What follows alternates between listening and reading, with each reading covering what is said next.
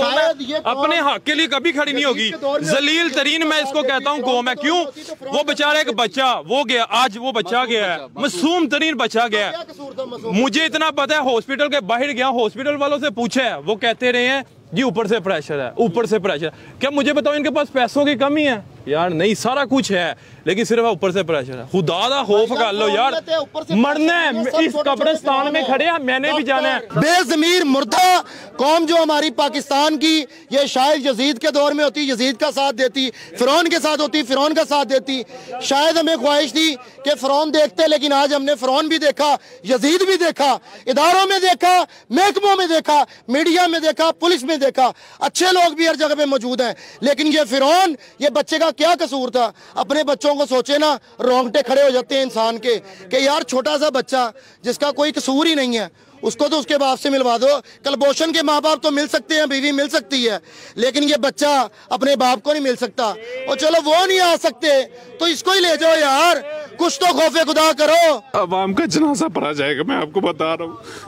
कल मेरा भी बेटा होगा यहाँ पे, आपका भी बेटा होगा। मैं गुलबर्ग से आया हूँ, मेरा कोई रिश्तेदारी नहीं है इनसे, मैं गुलबर्ग से आया हूँ, मैं यहाँ पे, ठीक है। मेरा भी बेटा है, अल्हम्दुलिल्लाह 3 माह का मेरा बेटा है।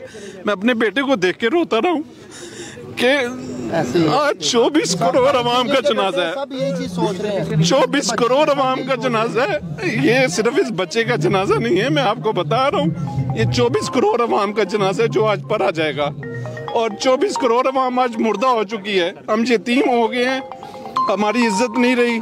आज मैं बाहर से आया हूँ, ये पुलिस मुझे नहीं पता क्यों आई है, किस लिए आई है, डंडे उठा के अपने आप को तैयार करके हम जनाजे के लिए आए हैं, यहाँ पे किसी और काम के लिए नहीं आए। शेलिंग वाली गन्ने पकड़ी, सिर्फ शेलिंग वाली गन्ने पकड़ी हैं। हम यहाँ पे दहशतगर्द नहीं है, हम पुरअमन लोग हैं, पुरअमन लोग हैं, हम पुरअमन लोग हैं, हम पुरअमन।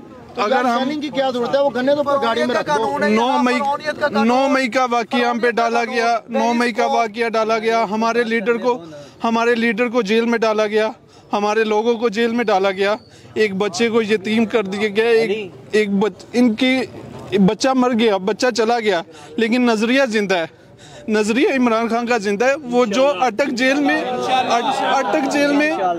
में जो कैदी नंबर 804 है ना, उसने एक हमें भाई बना दिया है, एक कौम बना दिया है। वो खुद तो बंद है, वो जिस्म बंद है, आपको पता है, वो नजरिया बंद नहीं है। नजरिया मैं हूँ, आप हो। जिन्होंने शेलिंग गन्ने पकड़ी हुई हैं वो तो जनाजे के लिए नहीं ना वजू कर रहे, उन्होंने ना वजू किया, जो वजू कर रहे हैं वो जनाजे के लिए कर रहे हैं। शायद उनमें खौफे खुदा हो, लेकिन जो बाकी नहीं लगाने दे रहे, जो बाकी लोग हैं यार, जो बाकी जो इन लोग खड़े गन्ने लेके, उनका क्या करें? किसी के पास डंडा है इधर, सब, मेरा नहीं ख्याल को कोई किसी को उधर जानता होगा।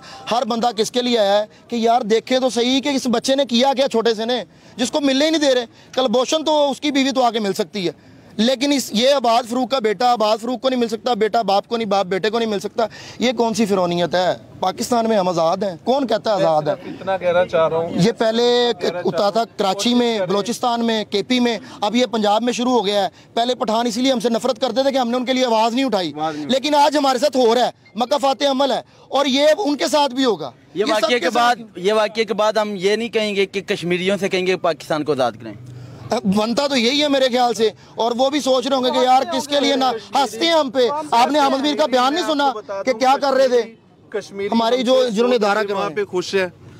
एक सिर्फ बीच में लाइन है, वहाँ पे 97 रुपीज़ लीटर है, यहाँ पे 332 रुपये लीटर है। एक लाइन में फ़र्क है, ठीक है, मकबूजा और आज़ाद कश्मीर में। वो हमसे बहुत अच्छे हैं, बहुत, मतलब मैं अगर खुद कहूँ तो वो बिल्कुल हमारे पाकिस्तान के लिए ना सोचें, ठीक है। हम मर रहे हैं, आप लोग भी आगे मरेंगे, बिल्कुल। मैं अगर एक चीज़ बोलूँ जनाजे के हवाले से, तो प्लीज़ आवाज़ उठाओ, लड़ो। मैंने मार खाई है।